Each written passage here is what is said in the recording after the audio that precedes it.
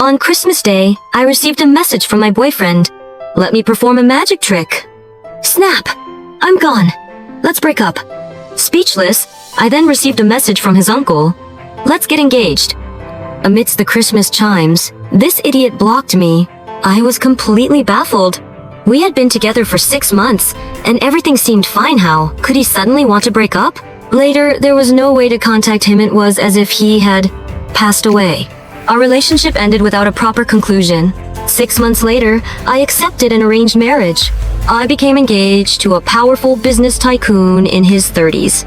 He was apparently quite influential, though I had only seen one photo of him. He had bought a villa in the city center for several $1 million and asked me to move in, and apart from sending me monthly allowances, he never showed up. Thus, at a young age, I led the life of a wealthy housewife and a university student. During the summer vacation, with long nights ahead, my cousin invited me to a bar to pass the time. Under the dim, flirtatious lighting of the lounge bar, I emerged from a group of handsome men with six-packs. My cousin excitedly shouted behind me, "Get a man's contact information and say, 'Uncle, I'm your long-lost niece.'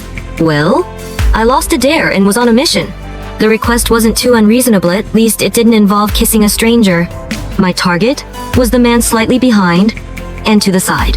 Dressed in a suit, he sat lazily outside the private room, the tip of his cigarette flickering on and off. The flashing lights of the lounge bar illuminated his well-tailored suit, highlighting his impressive waistline and long legs. He really was a handsome uncle.it, wouldn't be strange to call him that. I swallowed hard and stood up under my cousin's urging. Gathering my courage, I approached him. "Excuse me, can I add you on social media?" "Sorry, I don't..." He briefly glanced at me, paused, extinguished his cigarette, and silently took out his phone. I'm not sure if it was just my imagination, but the way he looked at me was fierce. Standing in the shadows, the line between light and dark slid over his slender fingers and onto his well-fitted sleeves. On his wrist was an expensive watch, probably worth around $4 million. I had seen one like it when I picked out a gift for my father. He didn't seem to be in a hurry, even waiting patiently for me to add. I typed his number, and the screen transitioned, but instead of adding a friend, it was sending a message. I froze. When did we become friends? Is there anything else you'd like to say?